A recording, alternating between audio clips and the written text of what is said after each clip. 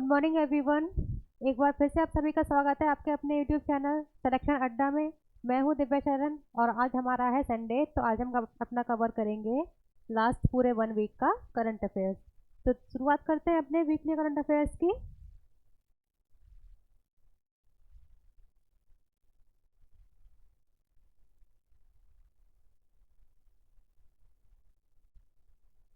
Weekly current affairs में सबसे पहले हम देखते हैं इस हफ्ते में जो भी फेस्टिवल्स मनाए गए हैं उनके बारे में, ठीक है। तो ज़्यादा बड़े फेस्टिवल्स तो नहीं हुए थे, लेकिन फिर भी 2 फेस्टिवल हैं जो इस हफ्ते चर्चा में रहे थे। लास्ट वीक कौन सा मनाया गया था, आप सभी को पता है। एक मनाया गया था नागालैंड में हॉर्नबिल फेस्टिवल, जो कि वहाँ का काफ़ी फेमस फेस्टिवल है। अभी मनाया गया है कर्नाटक में कडालेकाई पारेशी फेस्टिवल। मेनली क्या है, मूंगफली की खेती आप सभी जानते हैं साउथ इंडिया में होती है, उसी को लेकर के मनाया जाने वाला त्यौहार है ये। क्या, कडालेकाई पारेशी फेस्टिवल कहाँ मनाया जाता है? कर्नाटक के बेंगलुरु में रिसेंटली इसको मनाया गया है। अगला फेस्टिवल है हमारा बोधि दिवस। कब मनाया गया था? 8 दिसंबर को। क्यों मनाया गया था? क्योंकि ऐसा कहा जाता है कि इसी दिन जो सिद्धार्थ गौतम उनको निर्वाण की प्राप्ति हुई थी, तब उनको ज्ञान की प्राप्ति हुई थी, और इसी दिन से वो सिद्धार्थ से महात्मा बुद्ध कहलाए, ठीक है।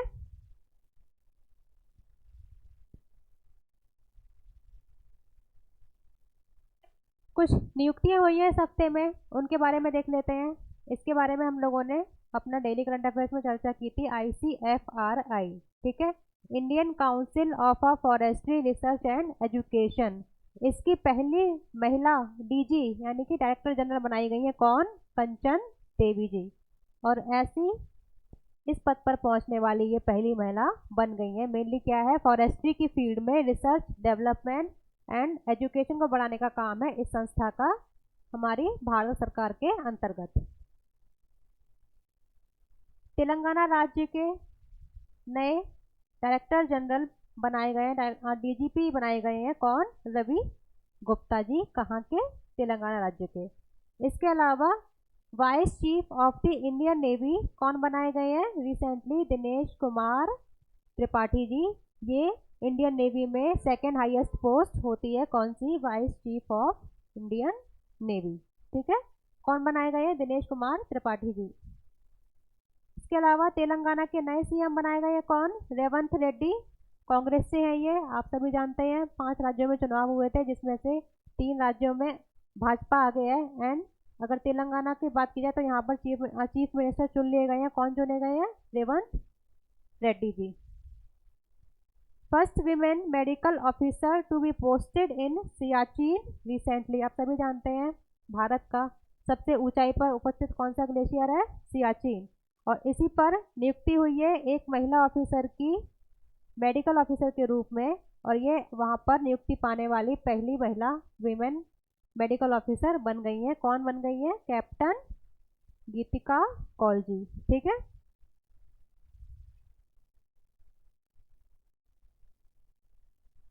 अगला कुछ क्वेश्चंस देखते हैं, कुछ नियुक्तियां उन्हीं के बारे में आगे देखते हैं। New chairman of BBC। तो आप सभी जानते हैं ब्रिटिश ब्रॉडकास्टिंग कॉरपोरेशन जो न्यूज़ चैनल है आपका ब्रिटेन का, उसके नए चेयरमैन बनाए गए हैं। कौन? इंपॉर्टेंट खबर है, क्योंकि हमारे भारत के ही भारतीय मूल के ज़मीर शाह जी इसके नए चेयरमैन बनाए गए हैं। Board of director of the international development finance corporation कौन बनाए गए हैं? देवेन पारेख जी। अंतर्राष्ट्रीय विकास वित्त निगम, ठीक है, IDFC के डायरेक्टर बनाए गए हैं देवेन पारेख जी। भारत की पहली महिला 8D कैंप, ADC इसको बोलते हैं। मेनली क्या है, वायुसेना की एक पोस्ट होती है। कौन बनाई गई है? मनीषा पाड़ी जी, ठीक है, ये बनाई गई है। और इसके अलावा मेडागास्कर में चुनाव हुए थे और वहाँ के प्रेसिडेंट चुने गए हैं एंड्रियो राजोलिना जी को, वहाँ का नया राष्ट्रपति चुना गया है। कहाँ का? मेडागास्कर का।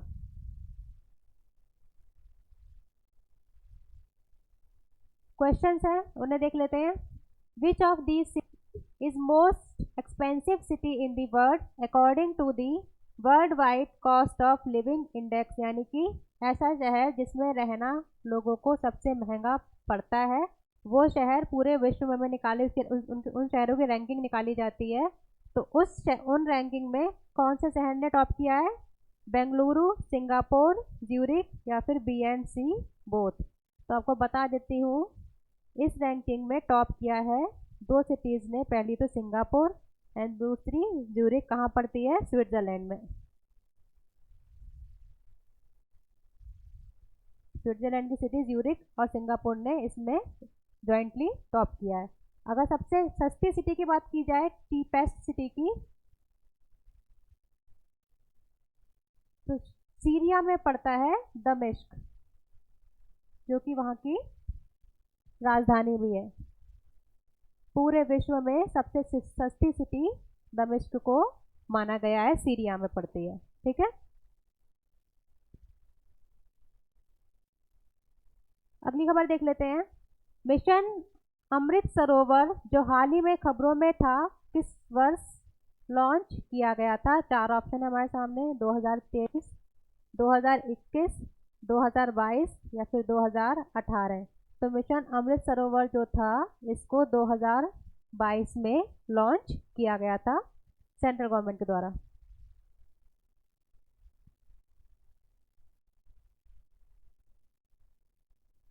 विश्व का सबसे बड़ा परमाणु संलयन रिएक्टर किसने संयुक्त रूप से बनाया है? तो ये जॉइंट एक आप कह सकते हैं संयुक्त उपक्रम है दो देशों का। किसका? भारत और फ्रांस का, इंडिया एंड यूएसए का, जापान और ईयू का, या फिर जापान और यूएस का। तो एक संयुक्त उपक्रम है जापान और यूरोपियन यूनियन का, जो कि जापान में बनाया जा रहा है। किसका संयुक्त उपक्रम है? जापान का और यूरोपियन यूनियन का। कहाँ बनाया जा रहा है? जापान में। ये बात आपको ध्यान रखनी है।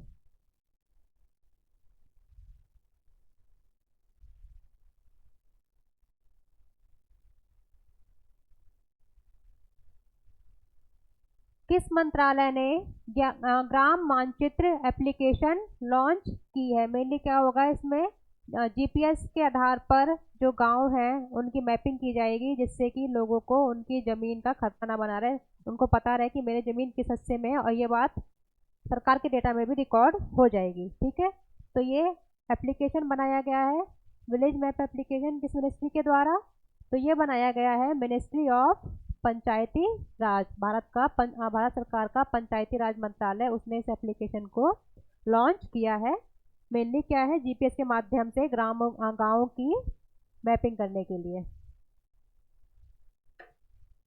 हाल ही में किस भारतीय विश्वविद्यालय ने COP28 में प्रतिष्ठित ग्रीन यूनिवर्सिटी अवार्ड जीता है? तो आपको ध्यान रखना है, एक होते हैं ग्रीन यूनिवर्सिटी अवार्ड, यहाँ उनकी बात नहीं हो रही। यहाँ पर क्या है, यही अवार्ड COP28 में दिया गया है। किस यूनिवर्सिटी को? IIT मंडी को। कौन सा अवार्ड है? COP28 में दिया गया ग्रीन यूनिवर्सिटी अवार्ड। कहाँ? IIT मंडी को दिया गया है। ठीक है,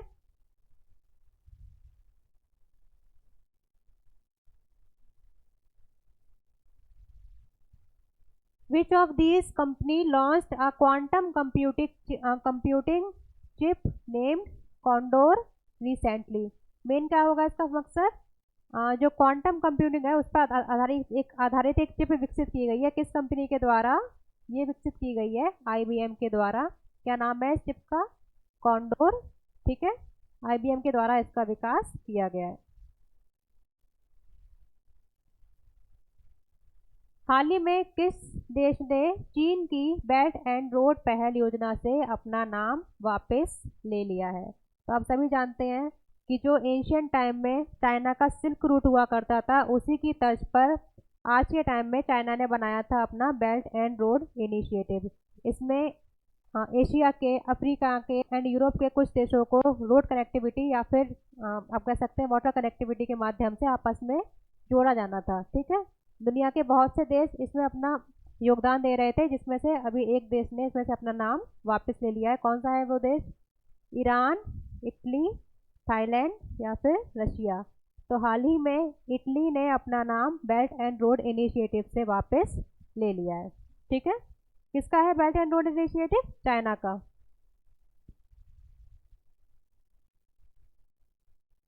एस्पिरेशनल ब्लॉक कार्यक्रम की पहली डेल्टा रैंकिंग में कौन सा ब्लॉक शीर्ष पर रहा है? तो इस रैंकिंग में एस्पिरेशनल ब्लॉक की जो रैंकिंग निकलती है उसमें तेलंगाना राज्य का तरियानी नाम का गांव है वो टॉप पर रहा है इस साल। ठीक है।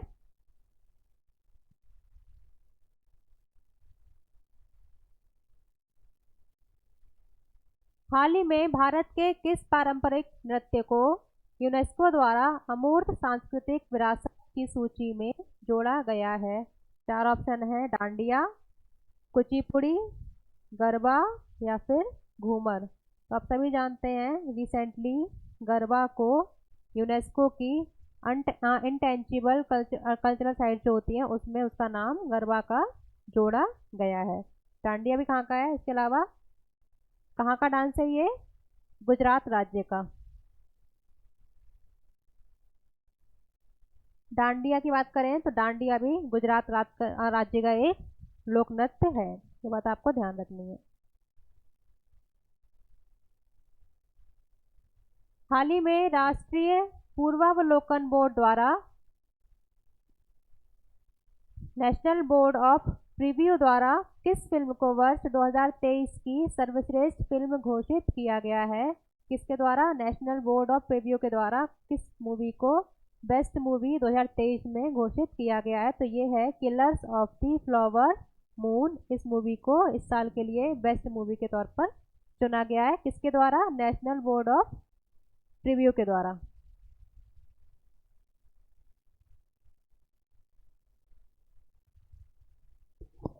हाल ही में सरकार ने किस मिशन के तहत सभी राज्यों में नारी अदालत स्थापित करने की घोषणा की है? इसमें क्या होगा? मेनली जो विमेन से रिलेटेड मुद्दे होते हैं उनकी चर्चा की जाएगी इन अदालतों में।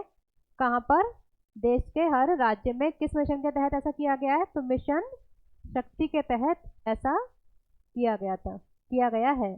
ठीक है। फिरोजाबाद डिस्ट्रिक्ट कहाँ पड़ती है? उत्तर प्रदेश में। इसका नाम रिसेंटली चेंज किया गया है। क्या नाम रखा गया है? तो आप सभी जानते हैं फिरोजाबाद में किस लिए फेमस है? फिरोजाबाद अपने कांच के काम के लिए बहुत फेमस है, ग्लास वर्क के लिए। कांच के काम में भी बात की जाए तो स्पेशली चूड़ियाँ या बैंगल्स, इनके काम के लिए फेमस सिटी बन जाती है क्या? फिरोजाबाद। तो आपको कंफ्यूजन हो सकता है, यहाँ पर 2 ऑप्शन है, चूड़ी शहर और कंगन नगर। ठीक है, इन दोनों में।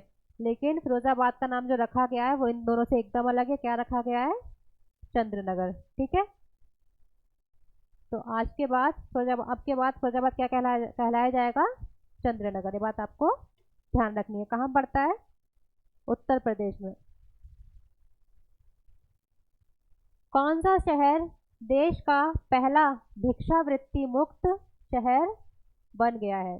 तो अपने आप में काफ़ी बड़ी बात है कि इंडिया का कोई सिटी ऐसा बनने जा रहा है जहाँ पर जो बेगर्स होते हैं उन पर रोक लगाई जाएगी। ठीक है। मेनली क्या किया जाएगा? इनको कुछ इंसेंटिव दिया जाएगा, लगभग 1000 रुपये के हिसाब से देने की बात की जा रही है इन भिक्षुकों को। इसके अलावा और भी स्कीम्स निकाली गई हैं। कहाँ पर? बेंगलोर, लखनऊ, बनारस, बरेली।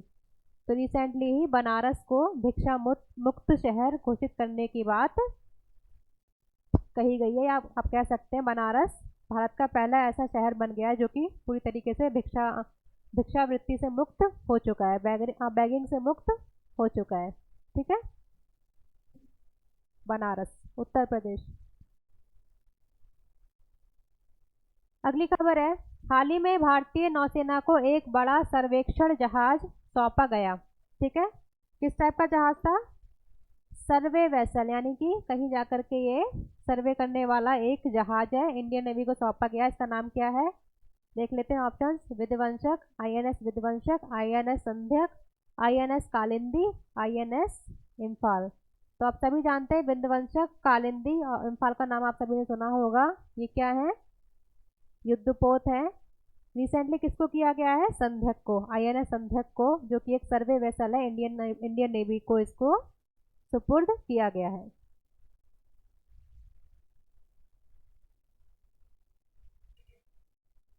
पीएम मोदी ने इनमें से किस शहर में छत्रपति शिवाजी महाराज की प्रतिमा का अनावरण किया?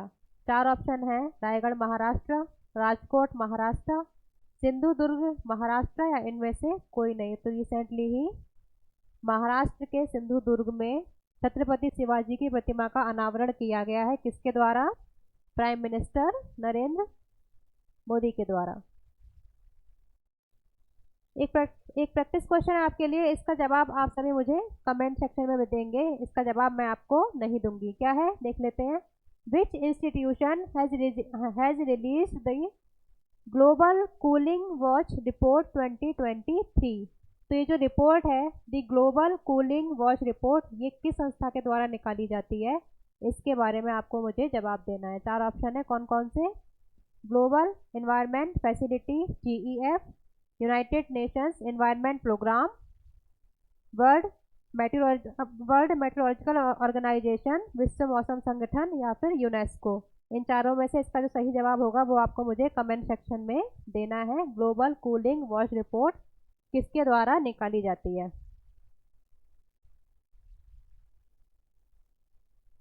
कुछ अवार्ड्स दिए गए इस हफ्ते में, इस सप्ताह में, उनके बारे में देख लेते हैं। Kamala Devi Chattopadhyay new India foundation book prize, literature की फील्ड में दिया जाने वाला प्रोग्राम है, किसको दिया गया है? अक्षय मुकुल जी को। ठीक है। Life time achievement award 2023 for digital forensics. ठीक है। तो जो डिजिटल मीडिया वाला काम होता है उसकी निगरानी करने के लिए यह अवार्ड किसको दिया गया है? संतोष खडसरे जी को। Sports business leader of the year किसको दिया गया है 2023 में? जय शाह को। ठीक है। 35वां जिम्मी जॉर्ज फाउंडेशन अवार्ड मुरली श्रीशंकर हैं। कौन है ये? एक लंबी कूद खेलने वाले एक खिलाड़ी हैं भारत के, मुरली श्रीशंकर। इनको 35वां जिम्मी जॉर्ज फाउंडेशन अवार्ड दिया गया है। टाइम के द्वारा दिया जाने वाला कौन सा award? Athlete of the year award 2023 किसको दिया गया है? Lionel Messi. कहाँ से खेलते हैं ये? अर्जेंटीना से, आप सभी जानते हैं। लियोनल मेसी के बारे में, काफ़ी फेमस फुटबॉल प्लेयर है और इनको इसके अलावा इस साल काफ़ी अवार्ड दिए गए जिसके बारे में हम पहले चर्चा कर चुके हैं। The best sustainable wild life tourism state कौन सी बन गई है? मध्य प्रदेश। ठीक है। यानी टूरिज्म के मामले में सतत सस्टेनेबल रूप से काम करने वाली स्टेट कौन सी बन गई है? Madhya Pradesh. Singapore cultural medal Mirachand जी को दिया गया है। वर्ल्ड यूनिवर्सिटी सस्टेनेबिलिटी रैंकिंग किसको दी गई है? टोरंटो में पड़ती है QS यूनिवर्सिटी, जिसके द्वारा हर साल QS यूनिवर्सिटी रैंकिंग में निकाली जाती है, उसको दी गई है क्या? वर्ल्ड यूनिवर्सिटी सस्टेनेबल रैंकिंग दी गई है QS यूनिवर्सिटी को। फोर्ब्स ने अपनी जो पूरे विश्व की 100 सबसे प्रभावशाली महिलाएं होती हैं उनकी लिस्ट जारी की है, जिसमें 4 भारतीय महिलाओं को शामिल किया गया है। कौन है वो? पहली तो है हमारे भारत की जो वित्त मंत्री हैं, यूनियन फाइनेंस मिनिस्टर हैं, कौन? निर्मला सीतारमन जी। इनको इस लिस्ट में रैंकिंग मिली है 32nd, 32वीं रैंक मिली है। जो भारत में जो महिलाएं चुनी गई हैं उन सब में सबसे हाईएस्ट रैंकिंग है किसकी? निर्मला सीतारमन जी की। इसके अलावा हिंदुस्तान कॉरपोरेशन लिमिटेड HCL की CEO हैं रोशनी नडार मल्होत्रा, इनको रैंकिंग दी गई है इसमें 60। देन सेल की चेयरपर्सन है सोमा मंडल, इनको 70वीं रैंक दी गई है। इसके अलावा हैं बायोकॉन की फाउंडर किरण मजूमदार शॉ, इनको दी गई है 76 रैंकिंग। ठीक है। तो ये रही इस सप्ताह के कुछ अवार्ड्स। तो ये रहा आपके सामने पिछले हफ्ते का कुछ इम्पोर्टेंट करंट अफेयर्स। इसके अलावा आपकी डेली की करंट अफेयर्स वीडियो कल से आने शुरू हो जाएंगी। लास्ट वीक मैं कुछ दिनों पहले तक मैं यहाँ पे थी नहीं, इस वजह से आपकी जो वीडियोस थी वो आपको नहीं मिल पा रही थी। मैं कोशिश करूँगी कि डेली आपकी करंट अफेयर्स की वीडियो अपलोड हो, ताकि पढ़ते रहिए। Thank you so much.